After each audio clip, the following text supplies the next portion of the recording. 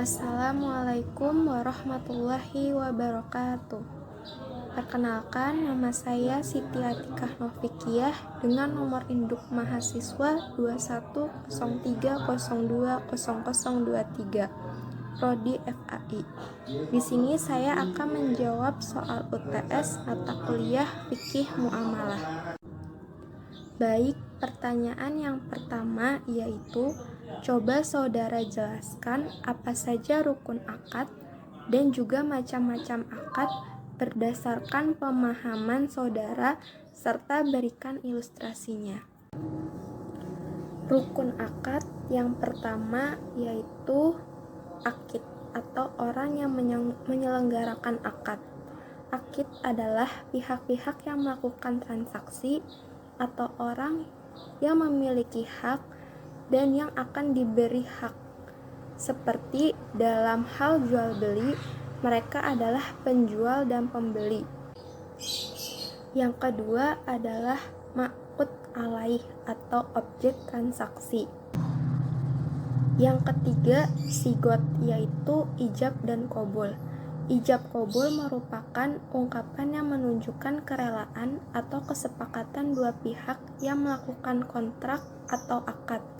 Definisi ijab menurut ulama Hanafiyah adalah penetapan perbuatan tertentu yang menunjukkan keridhaan yang diucapkan oleh orang pertama, baik yang menyerahkan maupun menerima. Sedangkan qabul adalah orang yang berkata setelah orang yang mengucapkan ijab, yang menunjukkan keridhaan atas ucapan orang yang pertama. Menurut ulama selain Hanafiyah ijab adalah pernyataan yang keluar dari orang yang menyerahkan benda, baik dikatakan oleh orang pertama atau kedua. Sedangkan qabul adalah pernyataan dari orang yang menerima. Dari dua pernyataan definisi di atas dapat ditarik kesimpulan bahwa akad ijab qabul merupakan ungkapan antara kedua belah pihak yang melakukan transaksi atau kontrak atas suatu hal yang dengan kesepakatan itu maka akan terjadi pemindahan hak antar kedua pihak tersebut. Selanjutnya yaitu macam-macam akad. Yang pertama, macam-macam akad berdasarkan ketentuan syara. Yang kedua, macam-macam akad berdasarkan penamaannya. Dan yang ketiga, macam-macam akad berdasarkan zatnya. Macam-macam akad berdasarkan ketentuan syara. Yang pertama yaitu ada akad sahih, yaitu akad yang memenuhi unsur dan syarat yang telah ditetapkan oleh syara. Akad yang memenuhi rukun dan syarat, maka akad tersebut masuk dalam kategori akad sahih. Yang kedua, akad ghair sahih, yaitu akad yang tidak memenuhi unsur dan syaratnya. Akad semacam ini tidak berdampak hukum atau tidak sah. Ulama Hanafiyah membedakan antara akad fasid dan akad batal, di mana ulama jumhur tidak membedakannya. Akad batal adalah akad yang tidak memenuhi rukun, seperti tidak ada barang yang diakadkan, akad yang dilakukan oleh orang gila, dan lain-lain. Sedangkan akad fasid adalah akad yang memenuhi syarat dan rukun tetapi dilarang oleh syara, seperti menjual narkoba, miras, dan lain-lain. Macam-macam akad berdasarkan penamaannya. Yang pertama yaitu akad yang sudah diberi nama oleh syara, seperti jual beli, hibah, gadai, dan lain-lain. Yang kedua, akad yang belum dinamai oleh syara, tetapi disesuaikan dengan perkembangan zaman. Macam-macam akad berdasarkan zatnya. Yang pertama, benda yang berwujud atau al-ain, yaitu benda yang dapat dipegang oleh indera kita seperti sepeda, uang, rumah, dan lain sebagainya. Yang kedua, benda tidak berwujud atau ghair al-ain, yaitu benda yang tidak dapat kita pegang dengan indera kita, namun manfaatnya dapat kita rasakan, seperti informasi, lisensi, dan lain sebagainya. Selanjutnya yaitu pertanyaan yang kedua. Pertanyaannya yaitu, coba saudara jelaskan macam-macam riba beserta dengan contoh dan ilustrasinya. Macam-macam riba. Yang pertama, riba fadl.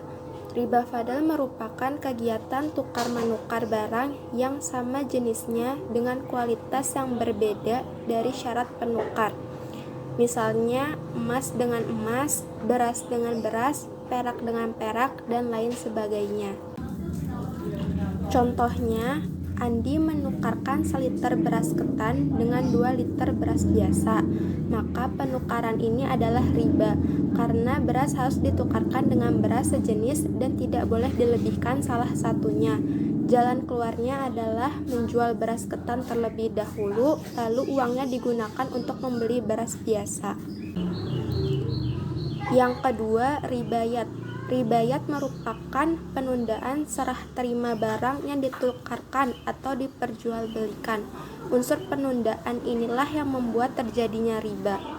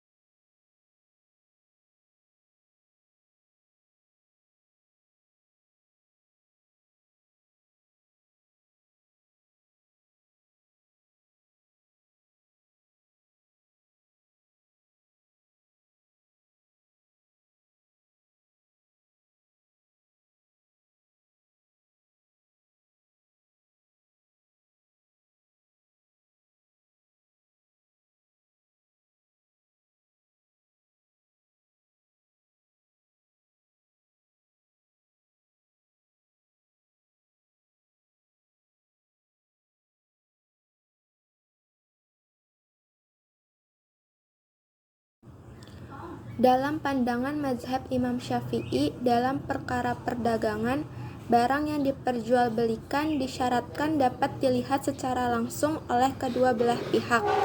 Hal ini merupakan bentuk kehati-hatian agar tidak terjadi penipuan atau gharar dalam jual beli, karena Rasulullah melarang praktik tersebut sebagaimana dalam sebuah hadis dinyatakan Rasulullah SAW melarang jual beli yang di dalamnya terdapat penipuan. Hadis riwayat Muslim. Islam juga merupakan agama yang sesuai dengan setiap perkembangan zaman. Dengan demikian, Islam juga tidak melarang jual beli online. Perkembangan teknologi yang semakin canggih, mudah, dan beragam membuat perubahan pada perilaku masyarakat, terutama dalam kegiatan berbelanja. Pada saat ini, media sosial menjadi platform yang sangat digemari oleh masyarakat dikarenakan sangat mudahnya melakukan transaksi jual beli. Bahkan sejak pandemi COVID-19, melakukan jual beli online menjadi kebiasaan baru. Sistem ini dipilih lantaran dinilai lebih aman dan memiliki pilihan yang beragam. Masyarakat juga lebih leluasa memilih barang apa yang ingin dibeli, tidak hanya dari produsen dalam negeri tetapi juga luar negeri.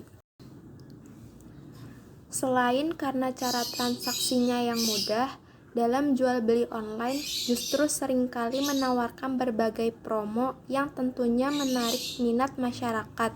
Dengan hanya menggunakan media elektronik, kita dapat dengan mudah membeli dan mencari kebutuhannya. Cukup sekian jawaban dari soal UTS mata kuliah Fikih Muamalah. Kurang lebihnya mohon maaf. Wabillahi taufiq wal hidayah. Wassalamualaikum warahmatullahi wabarakatuh.